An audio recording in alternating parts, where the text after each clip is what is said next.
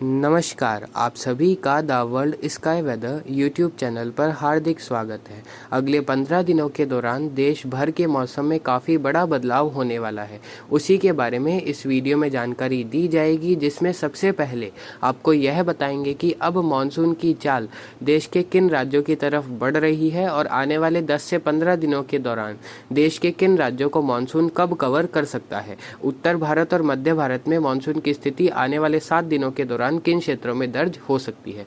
उसके बाद इस वीडियो में आपको बताएंगे कि अगले 15 दिनों के दौरान बंगाल की खाड़ी तथा अरब सागर में जो जो सिस्टम बनेंगे, उन सिस्टम का ट्रैक और इंटेंसिटी क्या रहेगी और उन सिस्टम की वजह से देश के किन किन राज्यों में भारी से अति भारी बारिश का दौर देखने को मिलेगा, किन क्षेत्रों में जल भराव या बाढ़ जैसी स्थिति आने वाले 15 दिनों के दौरान दर्ज हो सकती है। इन सभी टॉपिक्स के बारे में इस वीडियो में एक डिटेल इन्फॉर्मेशन दी जाएगी, तो आप सभी इस वीडियो को पूरा जरूर देखिएगा। और अगर आप इस चैनल पर पहली बार पधारे हैं तो इस चैनल को सब्सक्राइब और इस वीडियो को लाइक जरूर करें।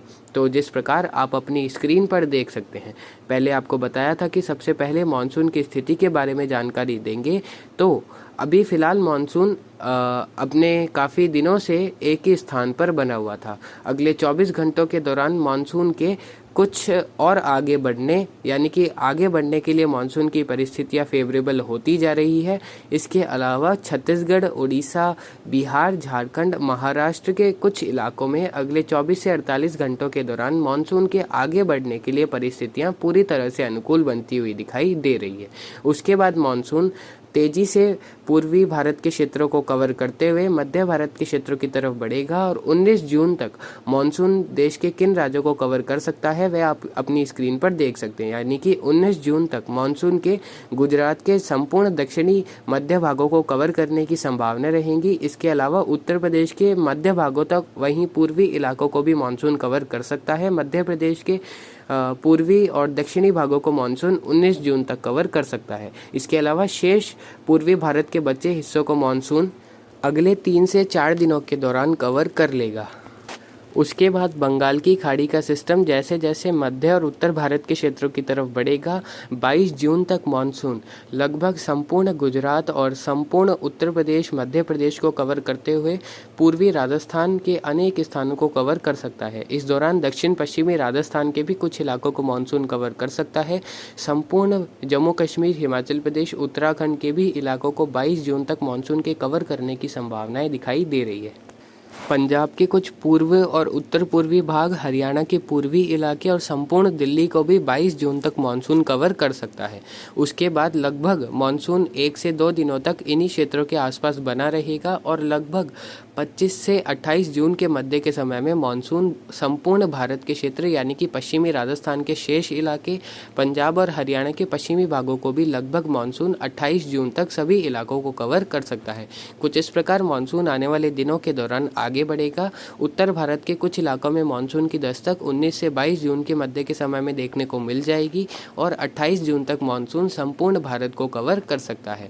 तो कुछ इस प्रकार मानसून का अपडेट आने वाले दिनों के दौरान के लिए था। अब आप अपनी स्क्रीन पर देख सकते हैं, यह मैप आने वाले 15 दिनों के दौरान होने वाली बारिश के लिए बनाया गया है। देश के ज़्यादातर राज्यों में आने वाले 15 दिनों के दौरान मूसलाधार बारिश होने की संभावनाएं हैं। सबसे पहले मौसमी प्रणाली की बात करेंगे तो अभी वर्तमान में एक चक्रवाती हवाओं का क्षेत्र गोवा के पश्चिमी भाग और उससे सटे अरब सागर के क्षेत्रों के आसपास बना हुआ है। अगले 2 से 3 दिनों के दौरान यह उत्तर पश्चिम दिशा में बढ़ते हुए गुजरात और उससे सटे महाराष्ट्र के क्षेत्रों के आसपास आगे बढ़ेगा। वहीं एक मध्यम दर्जे का पश्चिमी विक्षोभ भी उत्तर पश्चिम भारत के क्षेत्रों के आसपास देखा जा सकता है। बंगाल की खाड़ी के उत्तर पूर्वी भागों के आसपास भी एक साइक्लोनिक सर्कुलेशन का फॉर्मेशन होता हुआ दिखाई दे रहा है, जिसके आने वाले 72 घंटों के दौरान एक निम्न दबाव के रूप में बदलने की संभावना है। यानी कि बंगाल की खाड़ी के उत्तर भाग और उससे सटे पश्चिम बंगाल, ओडिशा के कोस्ट के आसपास 17-18 जून को एक लो प्रेशर एरिया का फॉर्मेशन देखने को मिल सकता है और वही लो प्रेशर एरिया 18-19 जून को छत्तीसगढ़ और मध्य प्रदेश के क्षेत्रों की तरफ आगे बढ़ता हुआ देखा जाएगा। 20-21 जून को यह सिस्टम मध्य प्रदेश के पश्चिमी भाग और उससे सटे पूर्वी राजस्थान के क्षेत्रों की तरफ आगे बढ़ सकता है। यानी कि इस सिस्टम का ट्रैक ओडिशा के उत्तरी भागों से होते हुए छत्तीसगढ़, मध्य प्रदेश और राजस्थान के क्षेत्रों की तरफ दिखाई दे रहा है, जिसकी वजह से आने वाले दिनों के दौरान देश भर में भारी बारिश का दौर बढ़ेगा। सबसे पहले आने वाले 3 से 5 दिनों के दौरान होने वाली बारिश के बारे में बात करें तो उत्तर पश्चिम भारत और मध्य पूर्वी भारत के क्षेत्रों में अगले 24 से 48 घंटों के दौरान बारिश की गतिविधियों में बढ़ोतरी होने की प्रबल संभावना है। जो चक्रवाती हवाओं का क्षेत्र अरब सागर में बना हुआ है, जब वह गुजरात के क्षेत्रों की तरफ आगे बढ़ेगा तो मॉइस्चर का प्रभाव उत्तर पश्चिम भारत में और अधिक बढ़ेगा। वहीं पश्चिमी विक्षोभ के प्रभाव से भी कुछ मॉइस्चर का असर उत्तर पश्चिम भारत के क्षेत्रों पर बना हुआ है, जिसकी वजह से आने वाले 4 से 5 दिनों के दौरान यानी कि 15 से 18-19 जून के मध्य के समय में जम्मू कश्मीर, हिमाचल प्रदेश, उत्तराखंड के विभिन्न भागों में हल्की से मध्यम बारिश होने की संभावना है। इस दौरान हिमाचल प्रदेश और उत्तराखंड के कुछ इलाकों में भारी बारिश की गतिविधियां भी दर्ज हो सकती है। पंजाब, हरियाणा, दिल्ली के भी अलग अलग भागों में आने वाले 3 से 4 दिनों के दौरान तेज मेघ गर्जन के साथ हल्की से मध्यम तो कुछ स्थानों पर मूसलाधार बारिश होने की संभावना है। इस दौरान अभी की स्थिति के अनुसार पंजाब के पूर्वी इलाके, हरियाणा और दिल्ली के कुछ एक इलाकों में मध्यम से भारी बारिश की गतिविधियां भी 16 से 19 जून के मध्य के समय में दर्ज हो सकती है। उत्तर प्रदेश, राजस्थान और मध्य प्रदेश के क्षेत्रों की बात करें तो अगले 4 से 5 दिनों के दौरान इन क्षेत्रों के भी विभिन्न भागों में तीव्र मेघ गर्जन के साथ बारिश होने की संभावना है। राजस्थान के पूर्वी, मध्य और दक्षिणी भागों के कई इलाकों में मूसलाधार बारिश होने की संभावनाएं आने वाले 3 से 4 दिनों के दौरान दिखाई दे रही है, जिसकी वजह से इन क्षेत्रों के कुछ इलाकों में मध्यम से भारी बारिश की गतिविधियां भी दर्ज हो सकती है।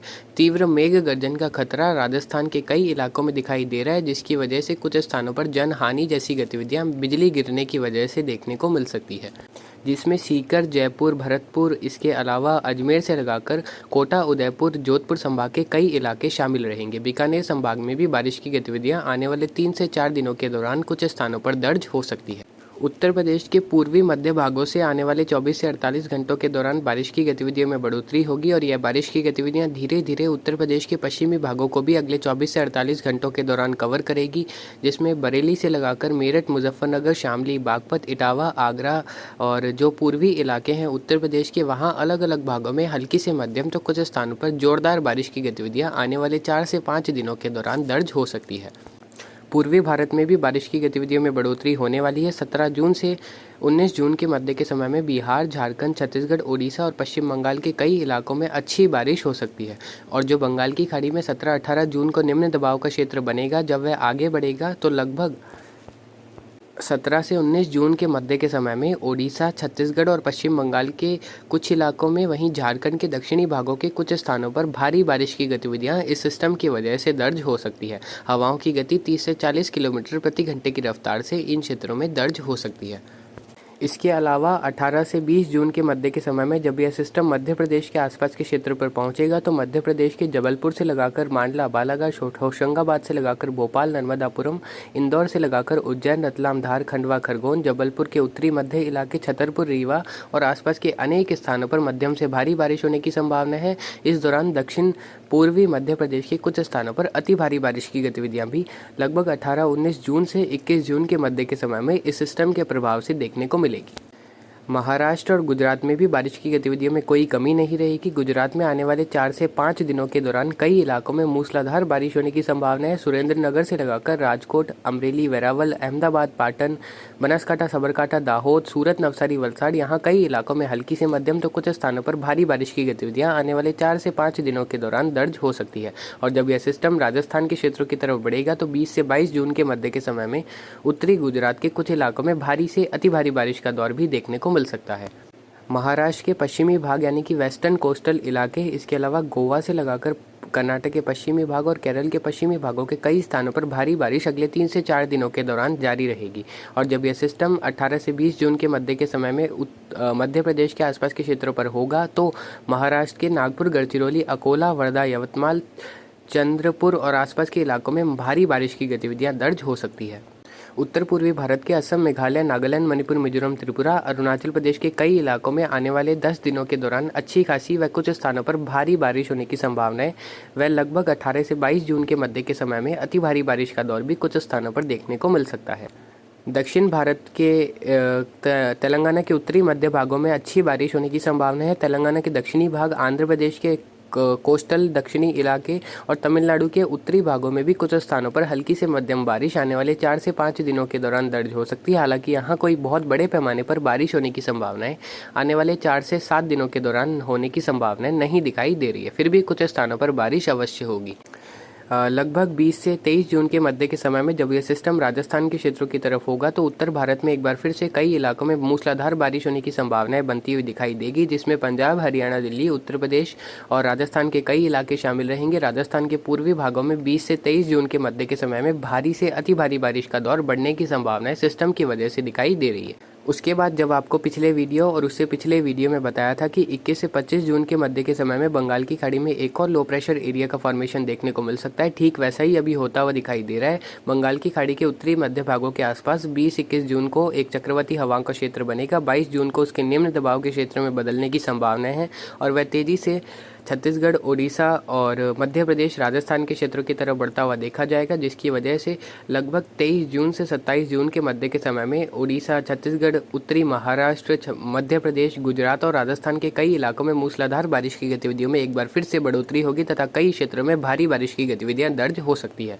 उसके बाद जैसे ही यह सिस्टम राजस्थान के क्षेत्रों की तरफ पहुंचेगा, बंगाल की खाड़ी के उत्तरी भागों में 27-28 जून से 2 जुलाई के मध्य के समय में एक और सिस्टम बन सकता है, जो कि थोड़ा सा ज़्यादा मजबूत होकर एक well mark low pressure area या फिर डिप्रेशन की कैटेगरी तक जा सकता है और उस सिस्टम का ट्रैक एक बार फिर से उत्तर भारत के क्षेत्रों की तरफ हो सकता है। तब तक जब यह सिस्टम थोड़ा सा कमज़ोर होगा, राजस्थान के क्षेत्रों की तरफ आकर 27 जून से 30 जून के मध्य के समय में पंजाब, हरियाणा के तराई वाले इलाके, उत्तर प्रदेश, बिहार, झारखंड और उत्तर पूर्वी भारत के कई इलाकों में भारी से अति भारी बारिश का दौर देखने को मिल सकता है, क्योंकि मानसून की तरफ एक बार के लिए तराई में जा सकती है। तो कुछ इस प्रकार आने वाले दिनों के दौरान उत्तर भारत, मध्य भारत, पूर्वी भारत और उत्तर पूर्वी भारत के कई इलाकों में मूसलाधार बारिश की गतिविधियां दर्ज होगी। 17-18 जून से 25 जून के मध्य के समय उत्तर भारत, मध्य भारत और पूर्वी भारत के कई इलाकों के लिए काफ़ी अच्छा रहेगा। यहाँ पानी की पूर्ति भी कई क्षेत्रों में होगी और भारी बारिश की गतिविधियों की वजह से कुछ स्थानों पर फ्लैश फ्लडिंग जैसी गतिविधियां भी देखने को मिल सकती है, क्योंकि अगर 1 से 2 घंटे में 70 से 100 मिलीमीटर तक की बारिश होती है तो निश्चित रूप से